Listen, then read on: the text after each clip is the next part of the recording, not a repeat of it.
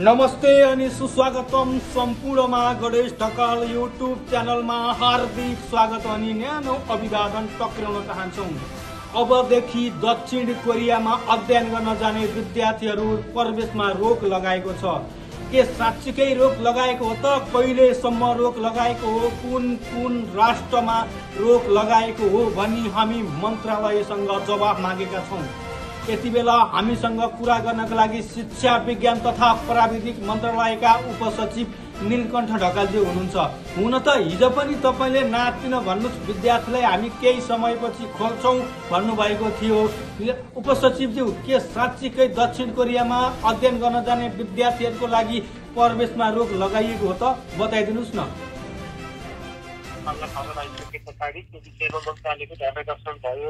हजुर, अनि एउटा प्राविधिक टोली गठन गरेर त्यो वास्तविकता के हो त्यो भनौँ न, वास्तविकता पत्ता लगाइसके पछाडि त्यो कार्यदलले चाहिँ सुझाव दिइसके पछाडि त्यसको आधारमा हजुर अनि के गर्ने पुनर्विचार गर्ने भन्ने सन्दर्भमा तत्कालको लागि चाहिँ एमएससी रोकिएर स्थगित गरिएको त्यही सूचना हो। त्यो मन्त्रालयले विज्ञप्ति निकालिसके पछाडि हजुर त्यो बाहेकहरू त्यो विषयमा अरू थप बढी बोल्न आवश्यक पनि परेन। त्यही नै हो, त्यही कुरालाई क्लियर गरिदिनु होला। त्यो प्राविधिक टोली गठन गरेर अध्ययन अनुसन्धान गरेर रिपोर्ट आएपछि अनि वास्तविकता के गर्ने भन्ने कुरा चाहिँ क्लियर हुन्छ। त्यही भएर केही दिन लाग्ने हो यो है। त्यसले भनेको डिप्लोमाको लागि, यो मास्टर्स पढ्नको लागि होइन। त्यो त्यहाँ तपाईँले बुझ्नु होला, जिपी र टिपो भनेको त त्यसको लागि मात्रै हो। त्यही कुरा हजुरले जानकारी गराइदिनु। उपसचिवज्यू, विद्यार्थीहरू त विचल्ली भएका छन् नि। गाउँबाट ऋण काटेर शहरसम्म आएका विद्यार्थीहरूको जीवन त अस्त व्यस्त भयो नि। यो कहिलेसम्म बन्द हुने हो र कहिले खुल्छ ठ्याक्कै बताइदिनुहोस् न। अहिले तत्काल त उनीहरू चाहिँ हजुर त्यो कोरियामा गएर पढ्ने कुरा नेपालमा पनि रहेछ हो। हजुर, नेपालले पनि पढ्न पाउने छ। त्यस कारणले गर्दा अब विद्यार्थी दुःख पाइराखे भन्दा भने सरकारले फेरि चाहिँ अनिवार्य तयारी गरेर पठाउन मिलेन। त्यही भएर वास्तविकता बुझेपछि मात्र के हो त्यहाँ टोली जाला अथवा बुझ्ला होइन, विद्यार्थीसँग भेटघाट गर्ला होइन, छानबिन गर्ला। त्यो गरिसके पछाडि त अनि त्यो समस्या समाधान गरिहाल्छ। लामो समय लाग्छ। के भएको भन्ने कुरा पनि अहिले भएबाट चाहिँ सिफारिस आयो होइन। तीन चारवटा कुरा छ। विद्यार्थीले चाहिँ मानसिक तनाव भयो, विद्यार्थीहरू बेरोजगार भए, पढ्नको छोडेर काममा लागे, काम पनि पाएनन् भनेपछि उनीहरू चाहिँ अलिक बेवारिसी भइसके पछाडि तपाईँहरूका दाजुभाइ भाइहरू छोराहरू विदेशमा गएर अलपत्र पऱ्यो भन्ने थाहा पाउँदै होइन खेल्ने पठाउन त मिलेन नि, मिलेन।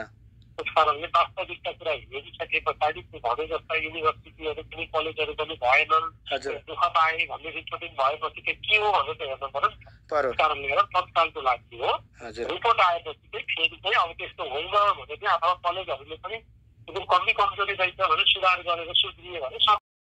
उपसचिवज्यू, खासमा विद्यार्थी भिसामा आउनेको लागि नै रोक्नुको कारण के हो वास्तविकता? अरू देशमा पनि रोकिरहेको छ कि तपाईँको चाहिँ 25 वर्षमा पनि त्यस्तै भयो, रोकियो फेरि पुग्यो होइन। हजुर, कोही चाहिँ कलेज, कुनै कलेजमा चाहिँ त्यस्तो भयो भने त्यो कलेजको एमएससी बन्द हुन्छ, कुनै चाहिँ फेरि खुल्छ, राम्रो भयो भने खुल्छ होइन। यो त चाहिँ कन्टिन्युस हुन्छ कि यो त रोकिने खोल्ने भइरहेको थियो। विद्यार्थीहरू कोरियामा गएका त्यस्तो हो। यता जान खोज्ने पनि अब यहाँ कुनै मेन पावरहरू पनि लगाइराख्नु भएको थियो। मेन पावर भन्नाले हाम्रो चाहिँ यो परामर्शदायी संस्थाहरू भनौँ न, यो चाहिँ अब इन्स्टिट्युटहरू पनि लाग्नु भएको थियो। किनभने उहाँले विद्यार्थी पठाउने केही डिपेन्डेन्स गरेर बस्नु भएको छ होइन। रोकिँदाखेरि उहाँहरूलाई पनि घाटा भएको छ, गाडी तयारी भएकोलाई पनि घाटा भएको छ। बुझेर मात्रै पठाउनु पर्यो नि त। हजुरले त्यस्तो हुन आउँदै किन नरोकेको भने हजुरले त क्वेसन गर्नुहुन्छ होइन। तपाईँ यता मिडियाको मान्छेले कोरियामा यस्ता विद्यार्थी उपलब्ध पऱ्यो भन्न आउँदै सरकारले किन रोकेन भनेर पनि त क्वेसन उठाउनुहुन्छ नि त। हो त्यस कारणले गर्दा बुझ्नु पर्यो वास्तविकता। हस् उपसचिवज्यू, यो मेरो मात्रै प्रश्न होइन, हजारौं लाखौं विद्यार्थीहरूको प्रश्नको प्रतिनिधित्व मात्रै गरेको हुँ। जानकारीको लागि धेरै धेरै धन्यवाद। आज हामीसँग कुरा गर्नका लागि शिक्षा विज्ञान तथा प्राविधिक मन्त्रालयका उपसचिव नीलकण्ठ ढकालजी हुनुहुन्थ्यो। स्टुडेन्ट भिसामा कोरिया जानको लागि प्रवेशमा रोक लगायो भन्ने कुरा सुनेपछि हामीले तुरन्त सम्पर्क गरेका थियौं मन्त्रालयसँग। विद्यार्थीहरूको लागि नातिन केही समयमा खुल्छ भनेर पनि उहाँले भन्नुभएको छ। के कस्तो लाग्छ? भिडियो हेरिसकेपछि के कस्तो लाग्छ? सुझाव सल्लाह प्रतिक्रिया दिनुहोला भन्दै आजको एपिसोडबाट म गणेश ढकाल पनि बिदा हुने अनुमति चाहन्छु। हस्त, धन्यवाद।